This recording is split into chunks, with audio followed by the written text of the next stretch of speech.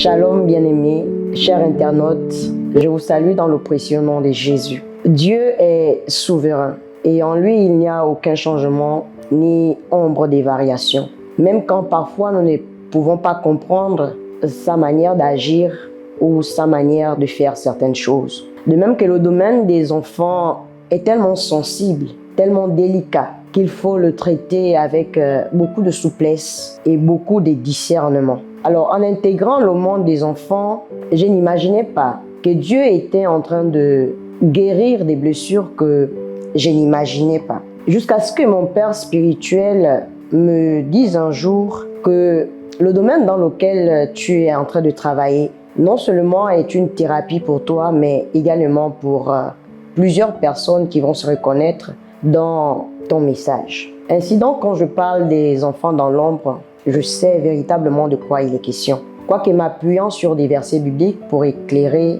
certaines ombres et pour donner plus de lisibilité à ce que j'enseigne. Satan, au-delà d'être une entité démoniaque, c'est d'abord une illustration de ce que l'Éternel a dit dans la Bible en parlant du jardin d'Éden. Il a dit qu'il y avait un arbre et dans cet arbre, il y avait la connaissance du bien et du mal.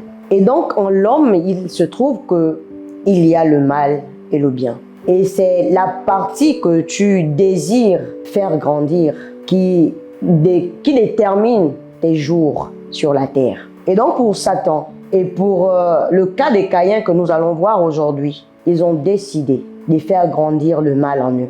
Ils ont décidé de faire grandir l'orgueil. Ils ont décidé de faire grandir la jalousie. Pour ce qui concerne le cas de Caïn, il est arrivé même que Dieu, dans Genèse 4, verset 7, a pu l'interpeller et lui dire que le mal se couche à ta porte. Mais si tu décides de faire le bien, si tu décides de relever la tête, tu peux dominer sur ce mal.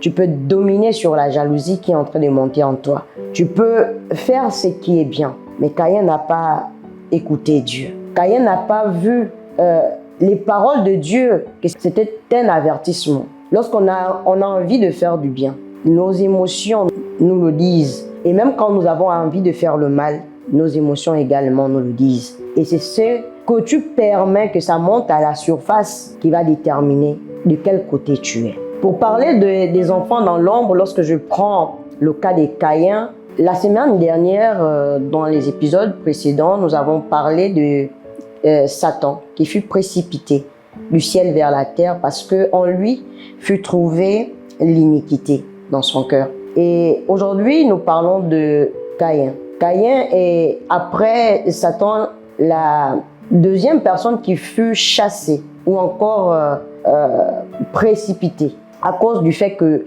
dans son cœur fut trouvée la jalousie contre son frère.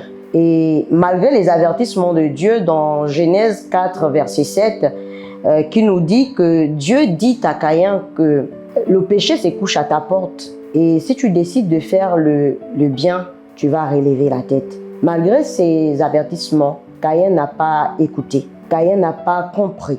Il a assouvi le besoin de ce que lui dictait son cœur. Alors, comme je disais tantôt, nous parlons des enfants. Et la semaine dernière, je disais qu'une grande femme du monde ecclésiastique a dit « couple au signal ». Et je pense que pour plusieurs femmes, pour plusieurs familles, il est difficile de concevoir que l'on mette un enfant dehors. C'est pourquoi je m'appuie sur les Écritures pour illustrer mes dires. Lorsque nous avons des enfants, comment savoir, comment détecter, sinon comment discerner qu'un tel ou tel enfant peut être gardé malgré son comportement ou est-ce qu'il faut s'en séparer? Pour répondre à ces questions, je me suis posé aussi certaines questions telles que lorsque vous avez des enfants dans la maison, vous devez savoir discerner leur comportement. Comment perçoivent-ils la réussite des autres? Sont-ils contents? Sont-ils jaloux lorsque les autres réussissent? Sont-ils responsables les uns envers les autres? Comment se comportent-ils quand le père ou quand la mère n'est pas là ou quand les autres enfants, les aînés par exemple, ne sont pas là? Troisièmement, sont-ils contents quand l'un parmi eux est puni? Parce que nous pouvons voir que lorsque on punit l'un de nos enfants, il y a d'autres qui sont contents, ils savourent la punition de l'autre. Ce sont des signes qui ne mentent pas. Il y a des enfants, lorsqu'on frappe son frère, lorsqu'on frappe sa sœur, lui aussi se met à pleurer. C'est comme si c'était lui qui recevait le châtiment de son frère ou de sa sœur. Lequel parmi eux fais-tu le plus confiance? Vous avez des enfants à la maison, lequel envoies-tu le plus souvent? Lequel confies-tu des responsabilités d'argent, des responsabilités de garder la maison? Est-ce que lorsque vous êtes dehors, vous avez confiance que les enfants sont à la maison et ils sont capables de surveiller ou encore de se surveiller mutuellement? Lorsque vous envoyez des enfants, lequel est prompt à obéir ou lequel va sans rechigner, sans bouder? La réponse à chacune de ces questions nous amène à comprendre qui sont les véritables enfants, qui sont les enfants qui sont appelés à vivre avec vous. Et même lorsque vous aurez des problèmes de santé, lorsque vous aurez des problèmes de vieillesse, ils seront à vos côtés. À cause de la désobéissance de Caïn, Dieu a détourné sa face de lui.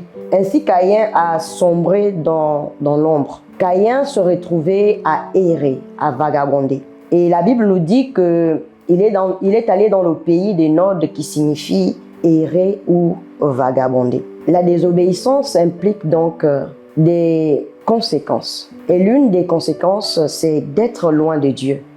Aucun parent ne peut oublier son enfant.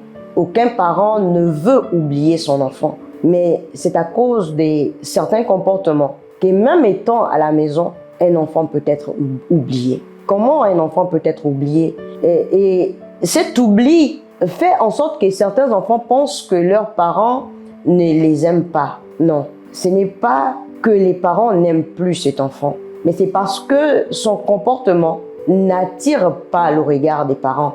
Il y a des comportements qui n'attirent pas le regard de Dieu. C'est la désobéissance, l'orgueil. Et la Bible dit que Dieu fait grâce aux humbles et il résiste aux orgueilleux.